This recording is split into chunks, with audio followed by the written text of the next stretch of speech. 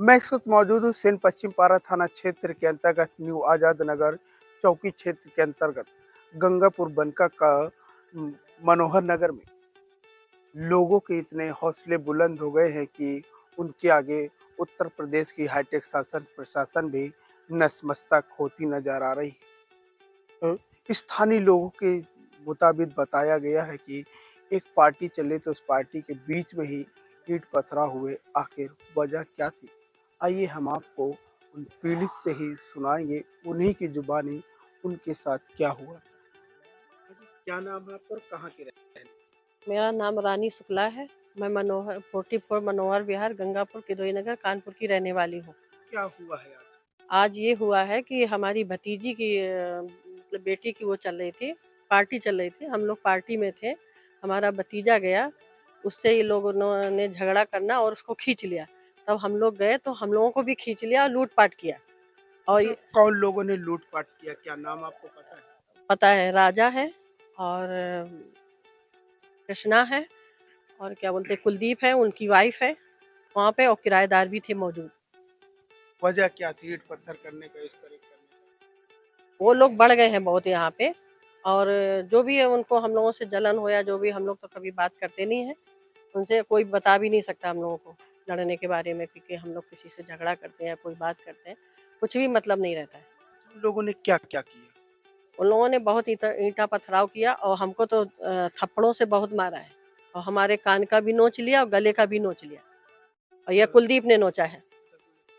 क्या किसी को कमरे में भी बंद करके कमरा मारा गया? में बंद करके हमको भी मारा है और मेरे बहन के बेटे को भी मारा है और उसको क्या बोलते हैं रोड पे गिरा के ऊपर से ईंटा पत्थर डाल रहे थे। अच्छा, क्या आपने इस बात के लिए प्रार्थना पत्र किया? हाँ, मैंने थाना इंचार्ज के सामने पूरा मैंने बयान किया है और जैसे मैं आई हूँ मैंने तुरंत पूरा बयान किया कि देखो मेरा कितना ये आँख, ये देखो सूजी है और पूरा गनपटी सूजी है और ये कान पूरा फट गया है, मुझे इतना मारा है।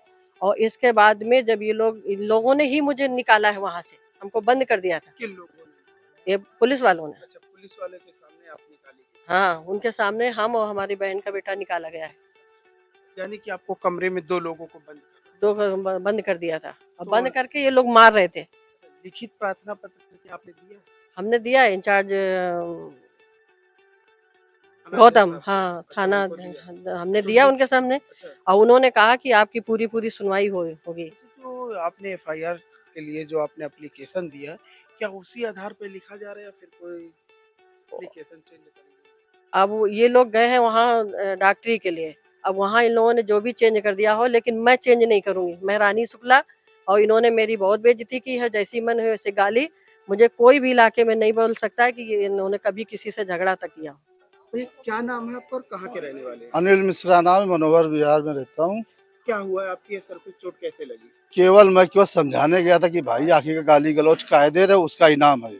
और ये साले आतंकवादी हैं यहाँ पर। अच्छा, ये कौन आतंकवादी है जो? कुलदीप पाड़े, राजा और कृष्णा, उनके घर में जितने बच्चे जितनी औरतें सब आतंकवादी है। अच्छा, क्या कोई वजह और थी ईंट पत्थर चलाने का? केवल इतनी वजह से कि केवल हमारे यानी कि साड़ू साहब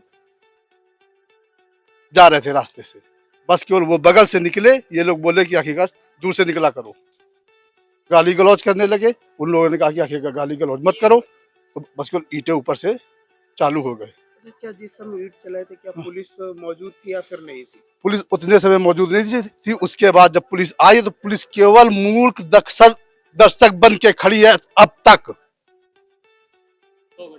समझ गए। अच्छा, ये हादसा कितने बजे हुआ था, पुलिस ने क्या मदद करी आपकी? पुलिस ने कुछ भी मदद नहीं करी हमारी। ये हादसा कितने बजे का था?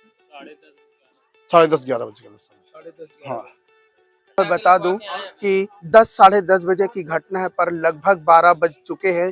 फिर भी मैं अपने कैमरामैन से दिखाना चाहूंगा, देख सकते हैं स्थानीय पुलिस लगातार वहां पर मूर्ख दर्शक बनी मात्र खड़ी हुई है। आखिर इन लोगों का आखिर क्यों पुलिस प्रशासन के द्वारा मदद नहीं मिली है? पर मैं आपको बता दूं, ये वही थाना है, ये वही चौकी है, लगातार 1 महीने से सुर्खियों पे है। फिलहाल में अगर बात करी जाए तो इस प्रकार से प्रशासन की, तो प्रशासन की यहाँ घोर लापरवाही देखने को मिली है। अब देखने और सोचने की बात है, क्या उत्तर प्रदेश की हाईटेक शासन प्रशासन इन पीड़ितों को न्याय दिला पाएंगे। लेकिन हम आपको बात बता दें कि स्थानीय लोगों से और भी जानकारी लेना चाहेंगे। मेरा नाम प्रखर मिश्रा है और मैं मनोहर विहार यशोदानगर का रहने वाला हूँ। क्या हुआ है? कुछ भी नहीं, हमारा पार्टी खत्म हुई उसके बाद हमारा भाई जा रहा था जैसे बताया, तो इन्होंने पी के गाली गलौज की और फिर बाद में बोला कि मुझे पता नहीं था कि आपके घर वाला है, ये सब चीज़ें। कौन लोग कृष्णा, राजा, ये दो थे। फिर उसके बाद जब सुन नहीं रहे थे तो ऊपर से ईंटें पत्थर चालू हो गए और उसके बाद फिर और वो कुलदीप और उनके घर वाले चला रहे थे ईंटें पत्थर। कितने लोग घायल हैं? कहाँ कहाँ? 3 से 4 लोग घायल हुए हैं और एक लोग अभी एडमिट हैं और 4 लोग अभी मेडिकल के लिए गए हैं ऑलरेडी। जो एक लोग एडमिट है कौन से हॉस्पिटल में एडमिट है, कहाँ पे? वो यहाँ धनवंतरी में यशोदानगर में ही एडमिट है।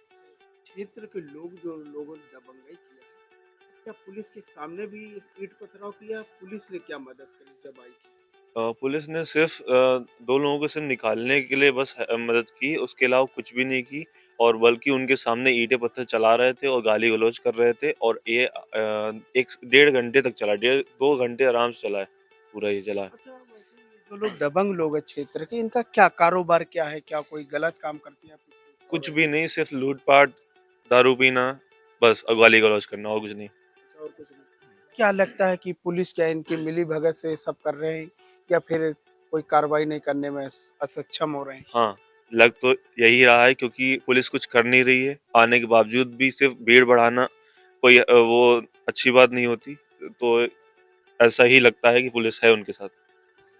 वहीं मैं आपको बता दूं, ये क्षेत्र के दबंग लोग हैं। सूत्रों से मिली जानकारी के अनुसार बताया गया कि ये लोग चरस गांजा भी बेचते हैं। यदि उत्तर प्रदेश के हाईटेक शासन प्रशासन के शायद कोई अधिकारी इस पर गहनता से जांच करे तो शायद इनके प्रति 4 से 5 पुराने मुकदमे भी निकल के सामने आएंगे। अब देखने और सोचने की बात है, क्या इन पीड़ित को न्याय दिला पाएंगे। कानपुर से यूपी क्राइम अलर्ट के साथ संवाददाता सुनील तिवारी, कैमरामैन रोबिन सिंह।